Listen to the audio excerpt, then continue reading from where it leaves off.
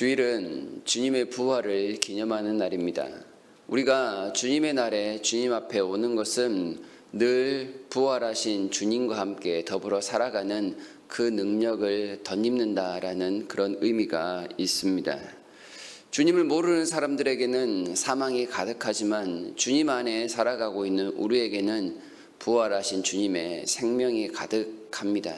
그 생명 때문에 우리는 생명이신 하나님 앞에 나와 지금 이렇게 경배하며 예배드릴 수 있는 능력이 있습니다. 부활은 우리에게 미래에 일어날 일만을 이야기하지는 않습니다.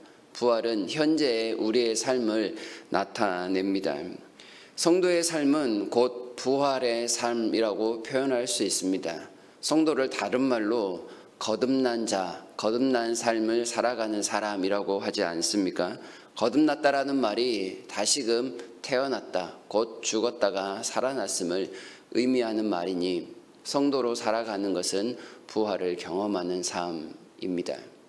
비록 우리에게 육신이 있어서 성경이 말씀하는 것처럼 완벽한 부활의 삶, 성도다운 삶을 살지 못할 때가 있습니다. 거대한 세상 앞에서 굴복하기도 하고 넘어지기도 하고 그 때문에 힘들어하고 고통스럽기도 합니다. 육체 때문에 우리가 원하는 바대로 완벽한 삶을 다 살아내지 못할 수도 있고 분명한 한계를 느끼며 그 앞에 좌절할 수도 있습니다. 그럼에도 불구하고 성도의 삶은 부활의 삶입니다. 성도의 삶을 한마디로 표현하라라고 한다면 부활에서 시작하여 그래서 고난으로 나아가는 삶이다, 이렇게 이야기할 것입니다.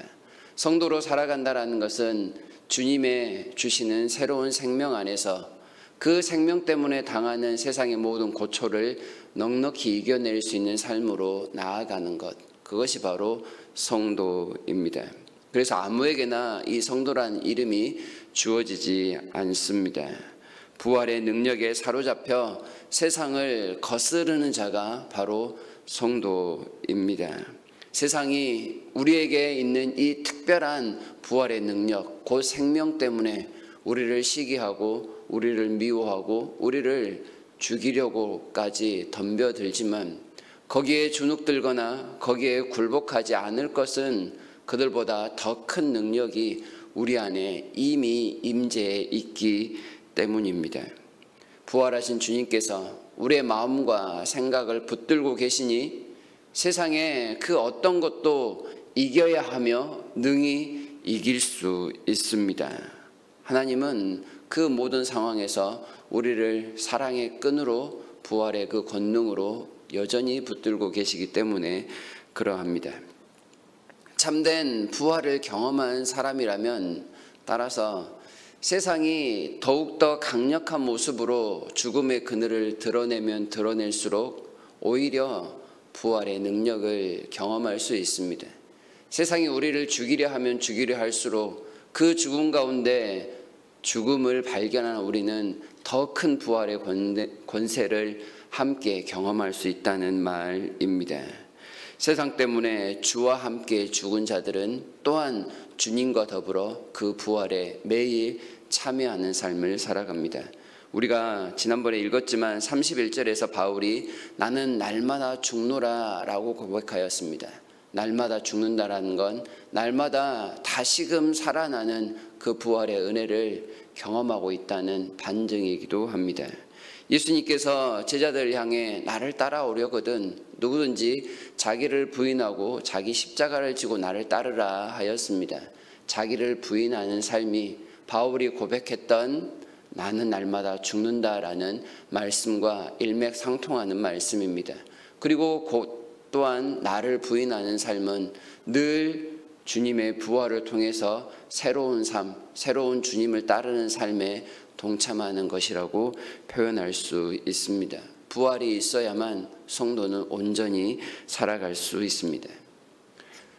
이 고린도전서 15장을 통해서 바울은 부활에 관한 아주 긴 논증을 하고 있습니다. 그리고 그 논증을 마치면서 57절에서 이렇게 말씀을 하죠. 우리 주 예수 그리스도로 말미암아 우리에게 승리를 주시는 하나님께 감사합니다 라고 말입니다. 우리에게 승리를 주신 하나님, 그 부활이 곧 우리에게 가장 영광스러운 승리요 궁극적인 승리가 될 것을 말씀하고 있습니다. 부활이 우리의 승리입니다. 주님의 부활로만 끝난 것이 아니라 우리의 부활이기 때문에 그렇습니다. 우리에게 가장 강력한 대적인 그 사망의 권세를 주님이 다 깨뜨리셨기에 우리에게는 영광스러운 승리만이 남아 있습니다. 주님의 그 부활 때문에 우리는 죽어도 죽지 않을 그런 사람이 되었습니다. 사망을 무기로 괴롭히는 그 사탄의 권세에서 완전히 해방되었습니다. 그러니 참 자유가 우리에게 있으니 성도다운 삶을 이제는 너끈히 살아가라 말씀하는 것이죠. 그래서 58절에서 그러므로 내 사랑하는 형제들아 견실하며 흔들리지 말고 항상 주의 일에 더욱 힘쓰는 자들이 되라. 이는 너희 수고가 주 안에서 헛되지 않은 줄 알미라. 성도로 살아가는 모든 삶이 주 안에서 헛되지 않을 것은 이 부활의 권능이 우리 가운데 있기 때문입니다. 부활로 오늘을 살아가는 삶 앞에 그 무엇이 거치는 것이 될 수 있겠느냐라는 그런 말씀이 될 것입니다.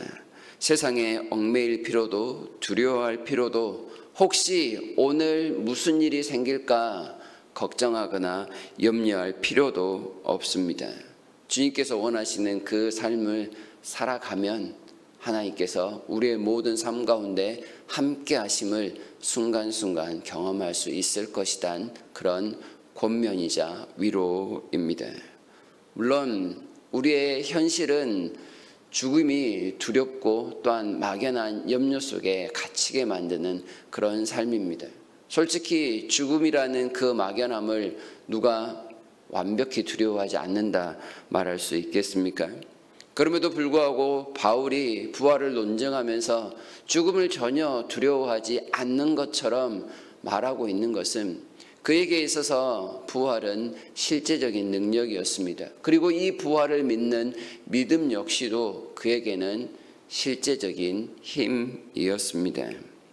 죽음을 이기신 그리스도 안에서 살아가는 삶이 그에게는 너무나도 자연스럽게 지속되고 있었다라는 말씀입니다. 사람의 힘으로서는 감당할 수 없음이 분명하지만 사람의 힘으로가 아닌 외부로부터 내려오는 힘, 곧 성령님께서 주시는 그 힘을 통하여 세상을 이기고 있었던 것입니다. 다른 말로 하면 성령님께 이끌려 모든 삶을 살아갑니다. 성령 충만한 삶입니다. 54절에서 사망을 삼키고 이기리라는 말씀이 이미 이루어졌음을 그는 체험하며 살아가는 삶입니다. 그리고 육신을 가지고 있기에 언젠가는 한번 경험하게 될 이 죽음은 어떤 영화에서 이야기하는 것처럼 막연한 두려움, 혼란이 아니라 이것은 하나님께서 우리에게 약속하신 영광스러운 삶으로의 변화의 과정, 통과 의례와 같은 것임을 우리에게 가르쳐주고 있습니다. 51절에 보시면 마지막 나팔에 순식간에 홀연히 다 변화되리니 훨씬 영광스럽고 존귀한 몸으로의 변화를 우리에게 가르쳐주는 겁니다. 나팔 부는 그 순간에 어떠한 지체도 없이 우리의 몸이 아주 하나님 닮은 몸으로 바뀔 것이다 라는 약속을 주고 있습니다. 죽은 자들이 썩지 아니할 것으로 다시 살아나고 우리도 변화됩니다. 어떤 혼동과 공포 없이 주님은 천사들의 몸, 그 하늘 나라의 몸으로 바꾸실 것이기에 걱정할 필요가 없는 것이지요. 사망이 생명에게 삼켜졌습니다.